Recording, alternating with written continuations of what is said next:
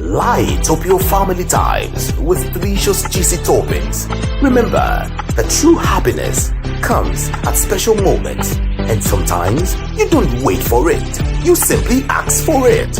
Ask for Romeo's Pizza. It comes in different toppings with delicious fillings you can resist. Have a pizza-ful meal with Romeo's Pizza. Every bite is nice. Every slice brings a smile that helps you come alive. Romeo, the pizza champion.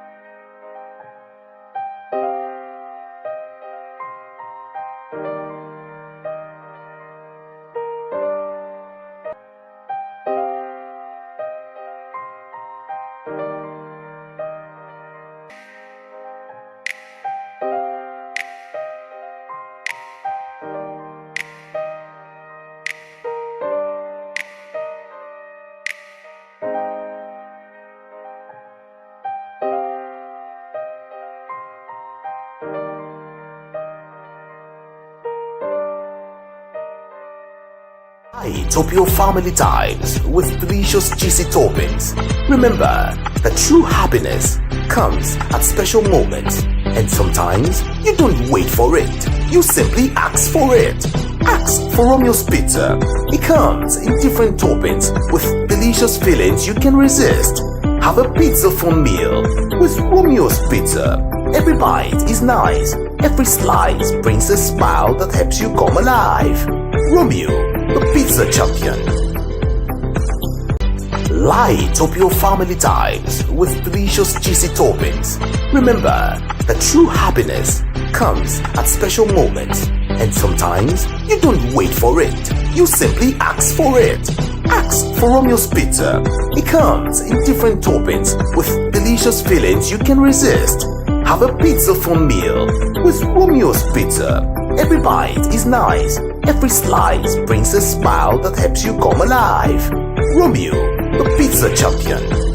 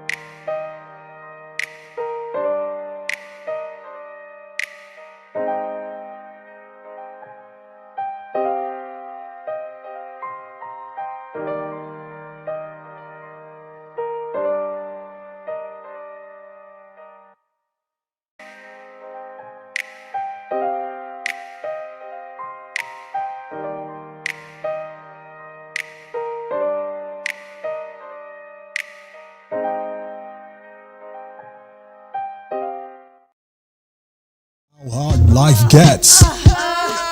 Take a break from the norm. Let's face life issues head on. From alcoholism to obesity, entertainment and lifestyle. Plastic surgery does still go wrong. Everything that matters on Matters. Mondays to Fridays, 12 to 3 p.m. on Voice of the People, Abuja. Because your voice matters.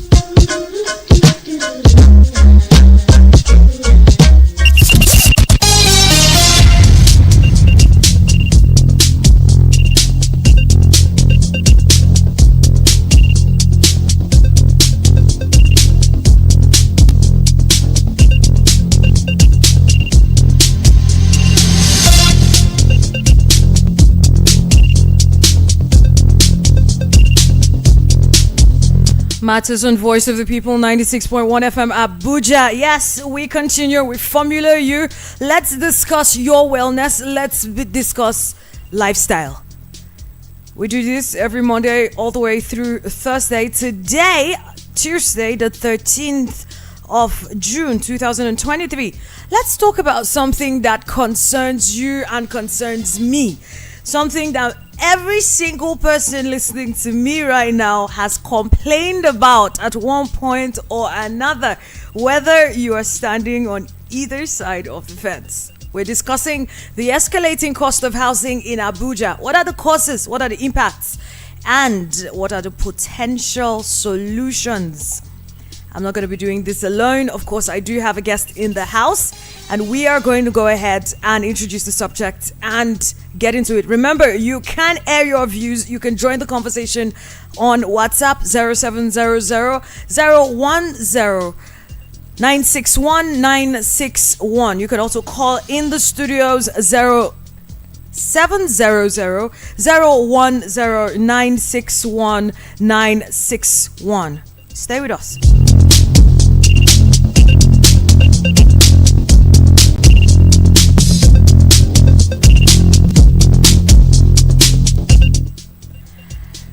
Very safe to say that Abuja has experienced a significant increase in the cost of housing. It is presenting a growing challenge for residents seeking affordable accommodation.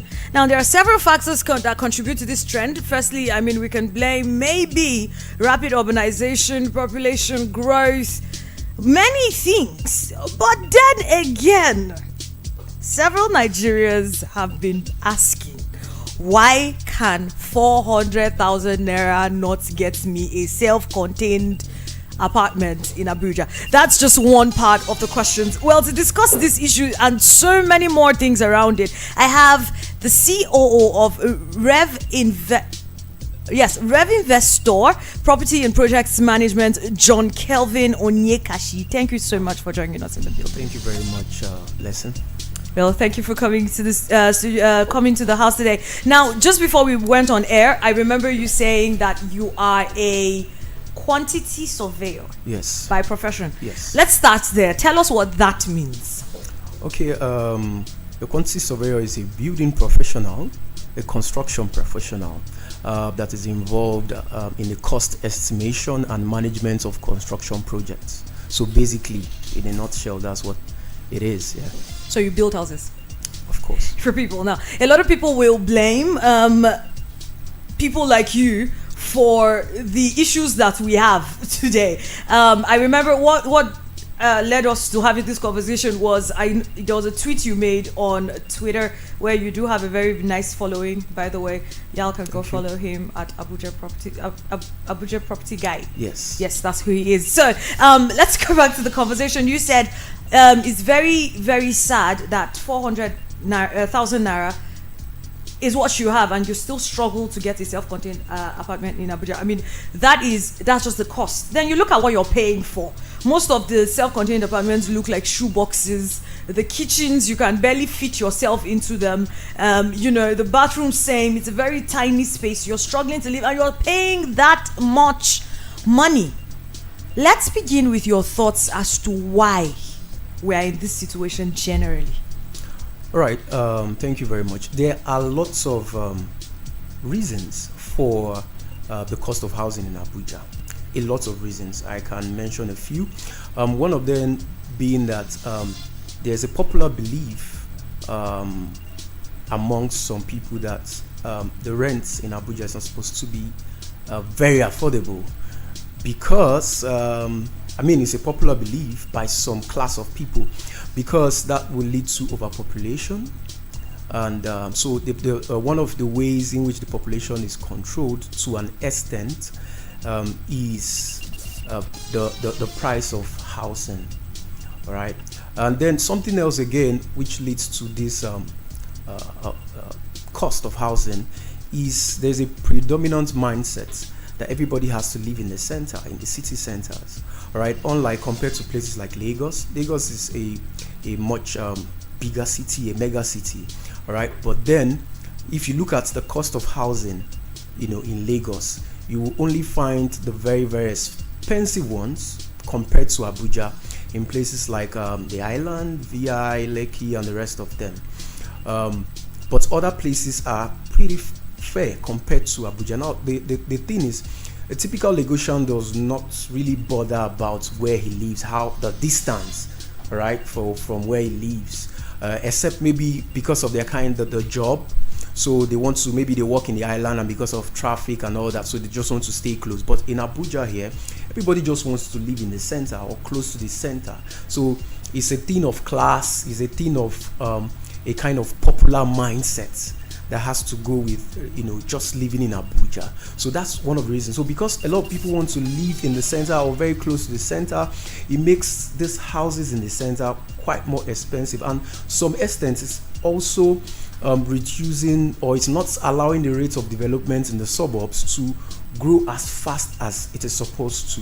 So these are just some of the factors, apart from some other personal factors like some property owners taking advantage of these two things I mentioned to inflate the prices of their houses, and all that.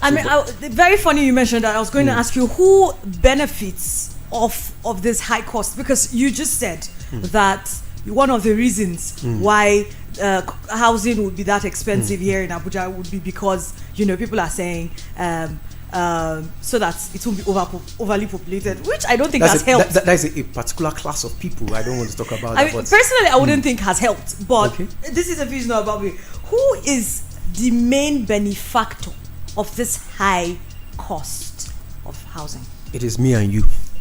Explain that. Individuals like us who own properties. All right. So if let's assume I own a block of flats, or I built a block of flats, and then I get tenants to live there. If I believe that the tenants can pay as whatever price I place on it, I want to explore that, and that's what is happening in Abuja. So it is the property owners who set these prices. Papa Emeka is taking 1.5 million naira for his one-bedroom flat, so I can actually take the same also. And everybody wants to make the best. Everybody wants to just get the most they can get from every opportunity, and that's how we got here. Who is there a regulatory body? Because it's becoming very crazy. Pardon my use of the word. As far as Abacha Road.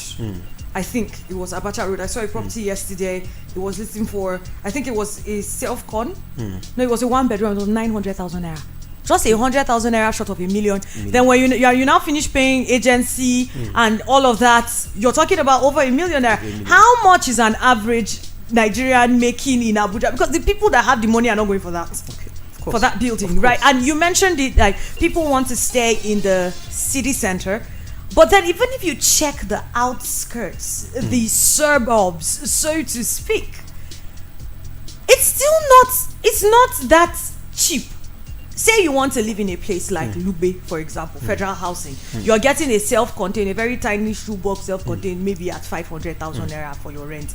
Are you even making that much? Okay. Is there a regulatory body? Okay, first of all, there are regulatory bodies, in terms of real estate, construction, however, in all the aspects that has to do with shelter, there are regulatory bodies. For instance, we have, the FCDA, Development Control, which regulates building. We have the IFSBRON, the estate valuers who value properties. However, and they also manage properties. However, when it comes to what the typical property owner would charge to rent his apartment, there's no much, I'm not saying there are no regulations, but the implementation is not really, because come to think of it, if you have a house, and how many property owners can boldly tell you that, okay, there's somebody or some regulatory bodies telling me how much I have to rent this property. What we know is that the regulatory bodies actually value properties, the value of a property. They can value it and say, okay, this is what. So if you want to sell this property, they can say, okay, this is what the value is placed at. If you want to build houses, or you want to do any form of construction, there is a regulatory body, which is development control, which places regulations on what you can do, what you cannot do. But when it comes to what these individual property owners charge for their rent, there is little or no regulation to that. How does that now affect the overall development and growth of Abuja as a capital city?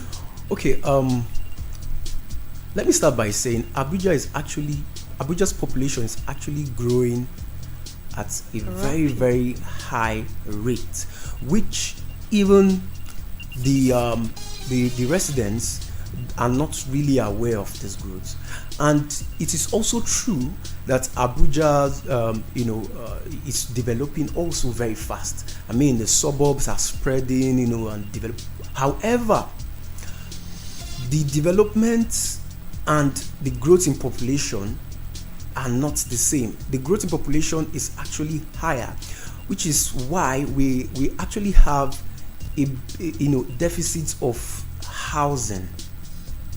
We actually have deficit of housing, both in terms of rent. So if, for instance, most houses, if they are in a fair location, and even if it's not a fair location, even if the prices are not affordable, even if they are very, very if it's a very, very high rent, people are still available to take up these properties.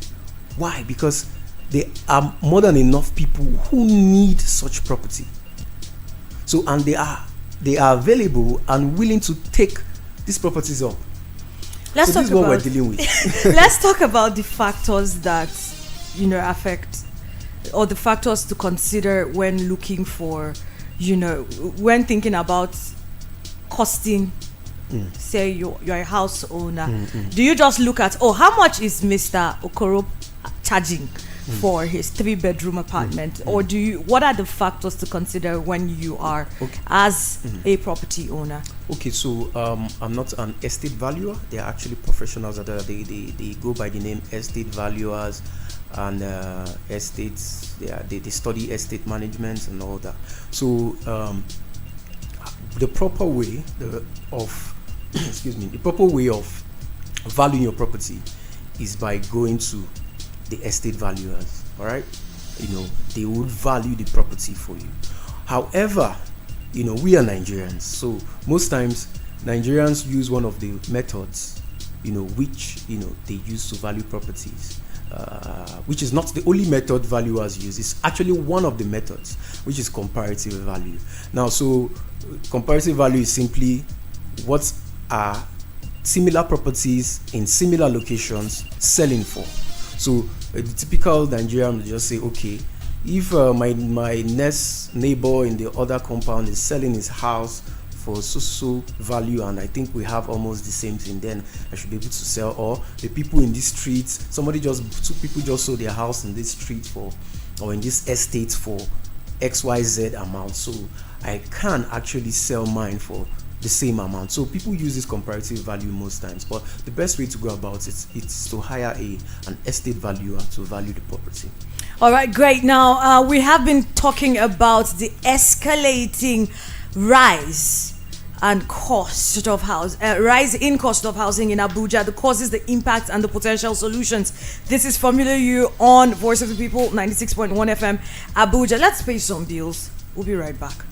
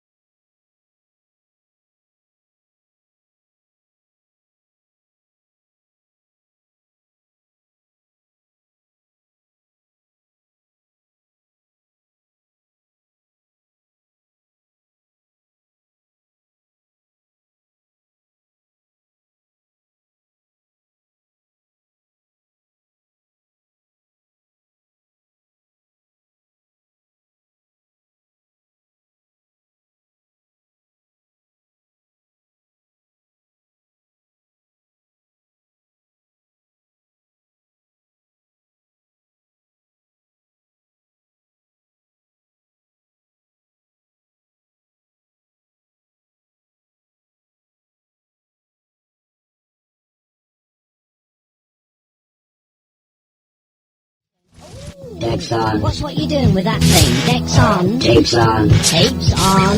Volume on. Volume on. The best music. The best music. The best music.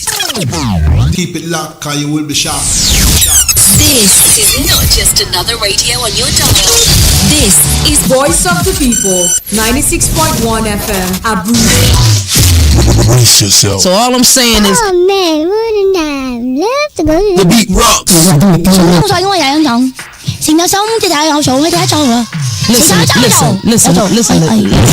are on the radio now and we have to deliver.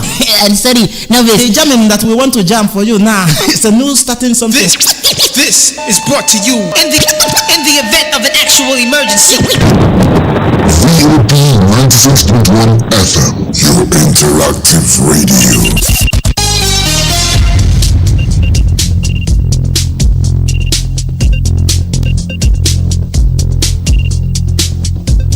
Still Formula U on Matters, Voice of the People, 96.1 FM Abuja. I still have John Kelvin Onyekachi in the house with me today, and we are discussing the escalating cost of housing in Abuja, the causes, the impact, and the potential solutions. Let's talk about investing in real estate.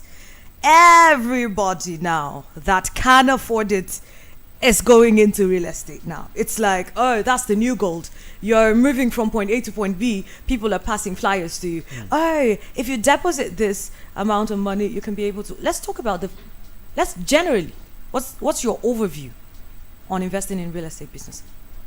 All right.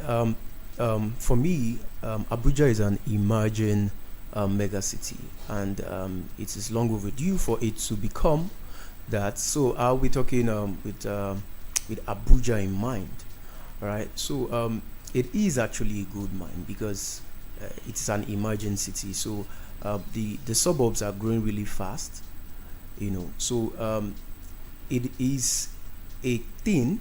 It's a good thing to do right now. I mean, although one has to be careful, in treading such paths because, of course, there are lots of players in the industry now.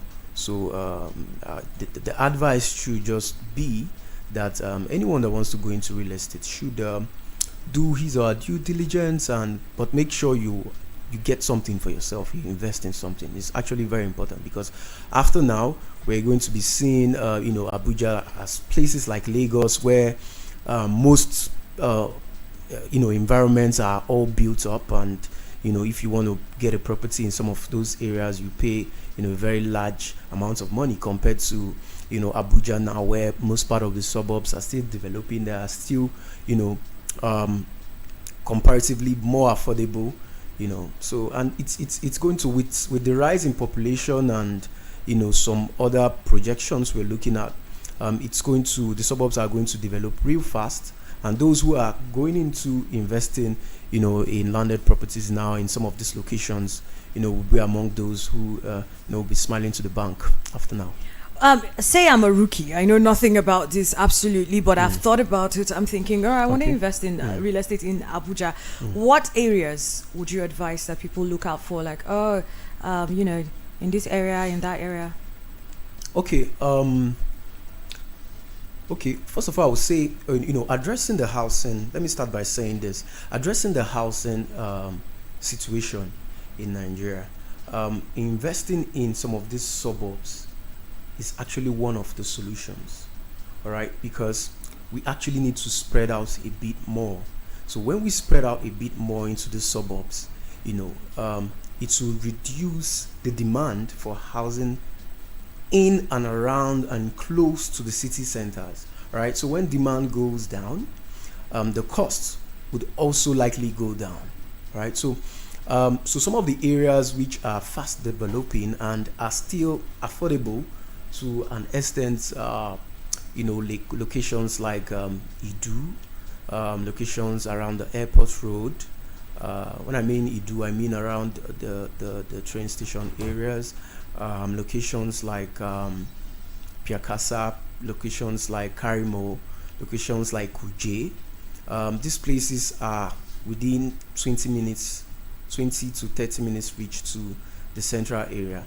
But because, of course, we have a predominant mindset about living, in or too close to, the city centers, you discover that it's actually a challenge. If you tell people, okay, why not go to somewhere like, Karimo, or somewhere like Kuje, or somewhere like Idu to get a property, like, oh, it's too far. Is this? But somebody that lives in Festac goes to the island, which is over how many kilometers? Forget about the distance now. The time is going to take them to get there. It's quite long. They can drive for almost an hour or two to get to those locations, and they are fine. But over here in Abuja, we have good access road network. Most of them are coming up right now. We also have less traffic. The highest you can be in traffic sometimes is not even up to 30 minutes, depending, on the location. But then we still complain about the distance and all that. I think we need to shed some of those mindsets and look into some of these areas where we can actually get properties affordable and also help reduce the cost of housing. This is the actual solution. What the government can do is to come and intervene by probably doing some housing projects. What they can intervene by building road, access road, some infrastructures, but then most of it still has to do with us, our mindset, where we are willing to invest. If we can invest in these locations, these suburbs, people start seeing the need to live in those locations, we won't be having this escalating cost of housing in Abuja. Okay, don't forget you can join the conversation by dropping a message on WhatsApp 070010961961. I have a couple of questions for you. The first one is, why are houses as far as Katampe Extension so expensive, even though it lacks proximity to the city center? All right. Lekki is far from Ikeja. I mean, in Lagos, Ikeja is the city center. But it is quite more expensive to live there, even more than some of the parts of Ikeja. All right. So property value, it does not just have to do with location or distance. Rather, it has to do with location. There are so many things that makes Katampe, somewhere like Katampe Extension, as expensive as it is. Number one, it depends on the perception. What perception do people have about such locations? Number two, who are the kind of people that live in such locations? Number three, what are the kind of infrastructures? So all these things I mentioned now are related, and what formulates the cost of certain locations. So somewhere like Katampe Extension, to the perception of the people who actually own those properties there, is that this is a highbrow area. This area has proximity to certain amenities. It has certain infrastructures. These are the kind of people that live in these locations. So that is why such location is expensive. It's not just by the distance to the central area. I mean, it's about, say, 15 minutes to the central area, but then these are some other factors we look at. Okay, we have another message on WhatsApp. This one says, what is caution fee that Abuja landlords are always demanding for? I have a question very similar to that here that I have written down. I'll just ask that together. Okay. There is always this, besides seeing caution fee added to, you see that's on the landlords. There's agency and legal fees, and usually their percentages differ. So if you can shed light on these extra fees that are paid and what they are about. Okay, these things are called professional fees, all right? So the agency, if you contact a property agency company to get your property, you're supposed to pay an agency fee, all right? So it's part of the professional, so that's their fee for getting this property for you. Then there's also the legal fee. The landlord has, the property owner has, an attorney or property manager or a lawyer who prepares documents and all that. So to process all that, so the barrister charges that the legal fee, right? So now the thing is, for the agency fee, for some organizations, for some agencies, they vary. Some charge as high as 5%, some charge as high as 10%, some charge just 5%. But these are just professional fees that are restricted to those agencies that got you the property. Now the caution fee is simply caution. So I have this property and I have these valuable items in the property, and I want to charge a fee. So if you actually damage any of those things in the property and you don't fix them up and you decide to leave, I can hold on to this fee and use it to fix them up if you decide to leave. Is it refundable? It is refundable. When? After your stay? After your time in the property elapses and you want to leave, so it is refundable. So it is actually supposed to be refundable. I don't know if there are people that don't refund it. All I know is it is supposed to be refundable. This other person says on WhatsApp, do you think that Idu area is a nice area to invest in real estate for the future? Of course. Idu has the metro train station is around there. We also have industrial areas around there.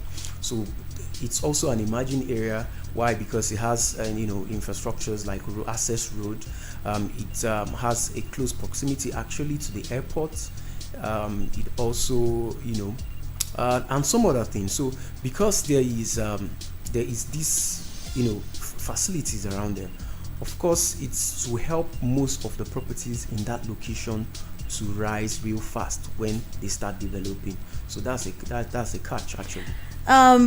This other person is asking, so when you send a message to us on WhatsApp, please include your name and your location so I don't keep saying this person, that person. Let me give you a face. So I have this question, says, how safe are those places your guest is mentioning, like Kurudu and Jikoyi, in terms of security as compared to the city center?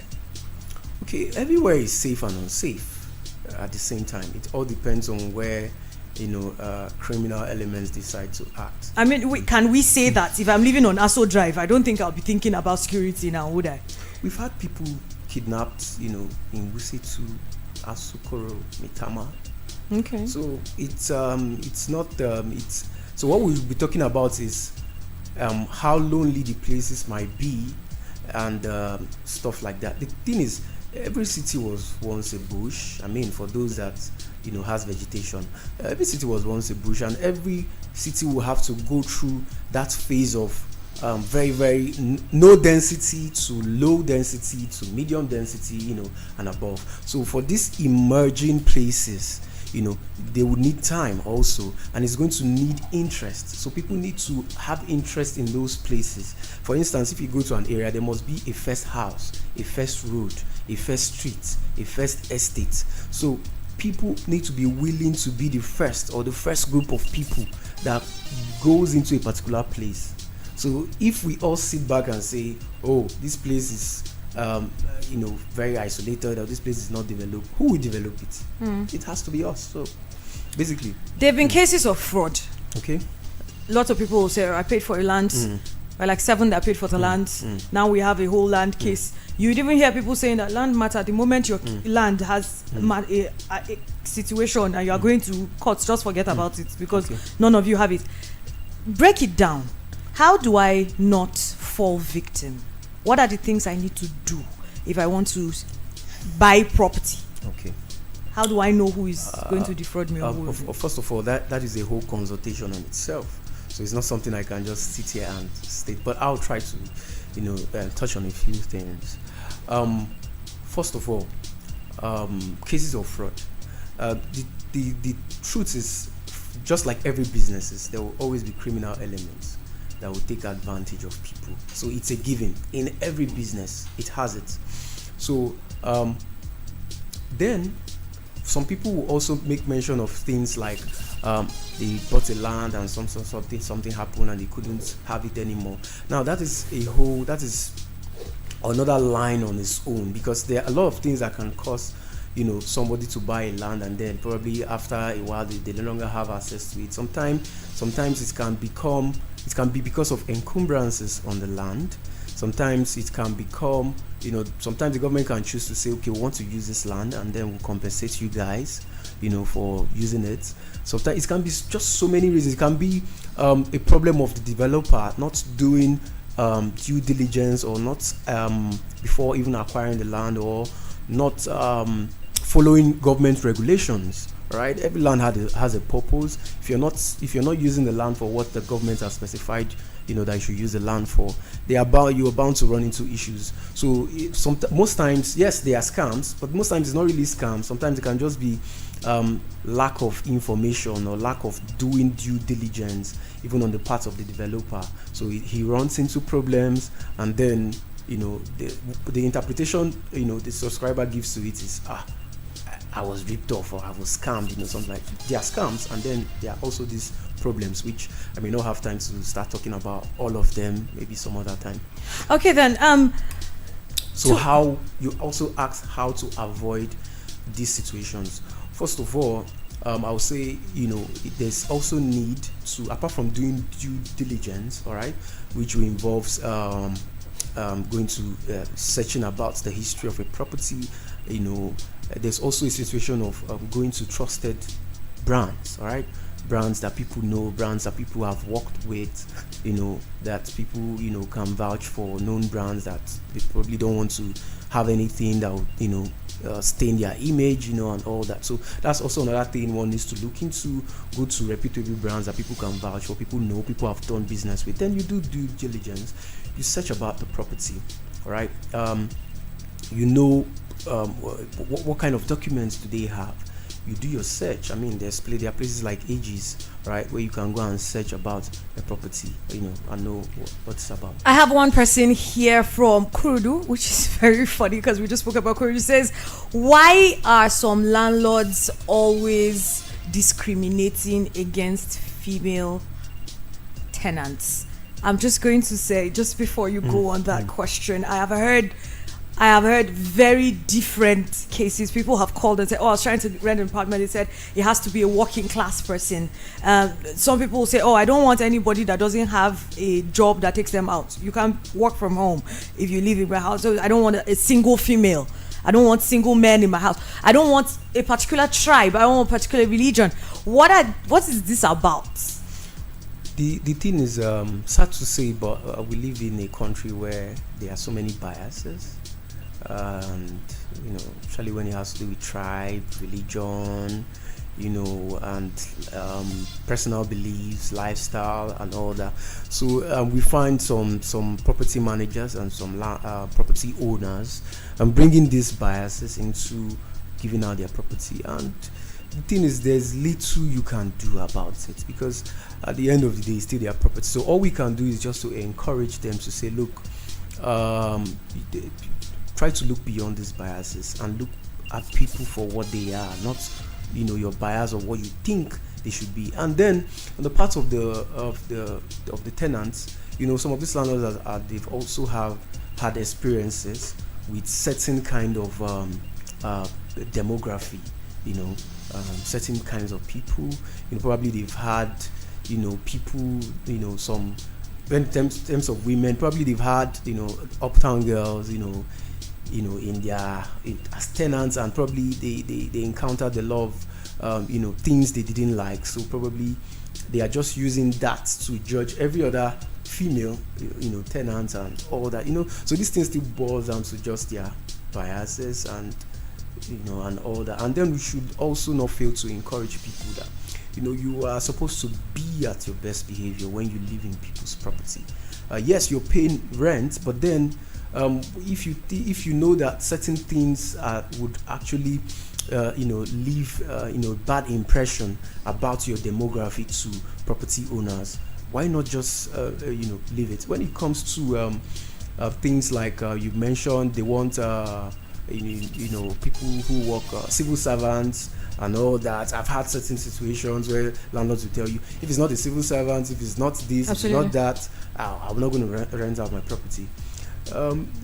Partly, it's also the society we find ourselves. Look at the unemployment rate. Look at the minimum wage. Look at how hard it is for the average Nigerian to come across money. Now compare it with the kind of rent, how high these rents are.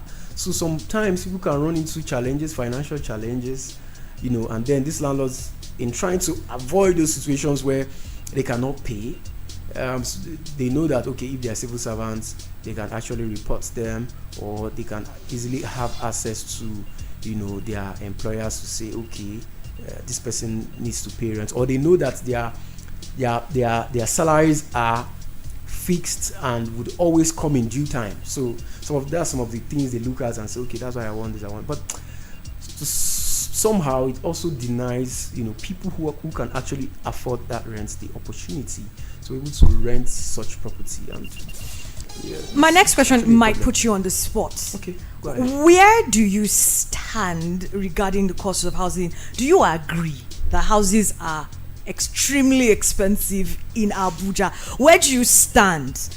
Do you believe that this thing is like y'all charging more than you should charge? If you stand there, what are your thoughts towards it? I don't have a stand, because I'm caught in between the two divides. First of all, I'm a developer, all right? So and second of all, so I also have clients who are looking for properties to rent and buy. So I'm caught in between the two divides. Now, what I can say is this: everybody's looking for out for their best interest. The property owners are looking out for their best interest. The tenants are looking out for their best interest. Now, what we have to do is, or what I do is, I encourage people, look, you don't have to continue being a tenant. You can actually go out there. We still have affordable properties, lands in Abuja. Go out there and buy. If I am paying 1.5 million naira every year in an economy like this, where I still have to buy fuel or transport myself, we know where Nigeria is at. As a nation, we are broke. The nation is in debt. We're in very serious debt. It's not funny on anybody. I'm paying 1.5 million naira every year. I have to save up my rent. Please, from where? You have to find it. Am I supposed to put money? Because we have to be realistic. From where am I supposed to? Because everybody says, oh, you should start developing. You see people handing you these flyers, and I'm one of the people that would always stretch out and collect them to look at it. And they'll say, oh, deposit 5 million naira. And you're thinking, this money that they are calling, am I just supposed to call it out of air? Look, I'm not supporting the landlords. Like I rightly mentioned, I'm caught in between the two divides, all right? I'm not supporting the landlords. What I'm saying is, these landlords are not going to just hand over a cheaper rent to you because we feel it's too much. Oh, we are Nigerians and the economy is hard and this and that. They're not just going to hand over, a cheaper rent to you. The forces of demand and supply is going to be the only saving grace. But shouldn't it be considered? Good. It can be considered. Exactly where I wanted us to get to, but then how? That is what I'm saying. Where does the intervention come from? Or is this a thing that has come to stay? Like, oh, there's nothing that anybody can do about it. Rent is high. It's going to keep going high. There's no way about it. See, the thing is this. It's as simple as ABC. Only the forces of demand supply, only the forces of economics can play and turn things around. And that is demand and supply. And the only way to cut down demand, which is also going to somehow reduce the price, is when people start looking outside the box of city center and within city center. Go out there. Abuja has the landmass of Abuja is very big. Abuja has, these suburbs has affordable locations. Now, but are they affordable? When you talk of, they're affordable. When you talk of the cost and how the average people can save, see, winners will always find a way. All right. If it means cutting down on your expenses, your rental expenses, if it means cutting down on other expenses, if it means increasing your source of income to be able to meet up, you can actually save and pay for these things. And then slowly, I've been in this industry for a while. We've seen people with little income or the average income save up this money, buy lands, build at their pace, and they are now landlords living in their own houses. And some of them even built the house in such a way that they have sections which they rent out. Now, if we have more people do this same thing, all right, go out there, even become a landlord yourself, and then you see that the demands will drop. But saying, everybody is looking for their best interest. The property owners are looking for their best interest. They think if they can even collect 5 million naira for self-contained, they would do it. Now, let's talk about the quality of what people are paying that much money for. If I had to pay for a self-contained apartment that is as big as the studio we're sitting in now, and I'm being charged 500,000 naira, I wouldn't complain as much as the fact that it's going to be maybe half the size of what this is. They're selling shoe boxes. It's not even, most of the time it's not properly put together. It's very small, cramped up space, and you're paying so much for it. Why? Let's start with the why before we go to how can we get out of it. Why do we have such terribly built houses at such high cost? Two things. Number one, although so many developers have started coming out of this, all right, we now have a lot of developers who develop mid-luxury but high quality houses. However, it has been a culture thing for a while that people just build houses. Nigerians just put block and cement somewhere, just put roof, and then so it has really been a culture thing and a spoken culture. So we've just been there. So the new generation of developers have started working outside this. Kudos to a lot of developers out there who are actually building quality buildings with good space, and all that. Then second thing is demand. So the thing is when the average person knows that if I have this type of house, people will still take it. They'll most likely just do it anyhow. And then when you talk of why are the costs like that, it's still demand. You see, whether you say the prices are expensive and all that, the whole idea is still, are people willing to still take this? No matter how you see it, you can see it as a shoebox, you can see it as this, you can see it as that. We have the population. People are willing to take it. People have the money, they are willing to take it. That's why these things keep selling that way. So yeah. You mentioned that developers are regulated. Yes, of course. Exactly. Now let's come back to that. The developers are the people building these houses. Not developers in all the time. Okay, so we still have individuals that just build their houses. But then, of course, I mean, if we are looking for people to hold a collection of people, it will be developers, right? Scapegoats. Yeah. We can use that. Yes. Now, these are the people that are building this, and they have regulators. Okay. Is it safe to say that the regulators are then not doing what they're supposed to be doing, because we keep seeing that houses are springing forth and they are not meeting up? Are we talking of the sizes now or the quality? Both. We're talking about the size. So we're talking about both. Let's separate them, all right? So first of all, when you talk of quality, all right, kudos to FCDA. FCDA, in my opinion, I've lived in Lagos, I've lived in Abuja. In my opinion, FCDA is one of the best regulatory body we have in Nigeria. I'm not saying this because I'm on the air and I want to tell.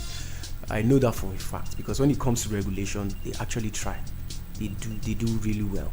So I give them kudos to that. So when it comes to quality, and when it comes to some of the developers, that's why you notice, how many times do you hear collapse in Abuja?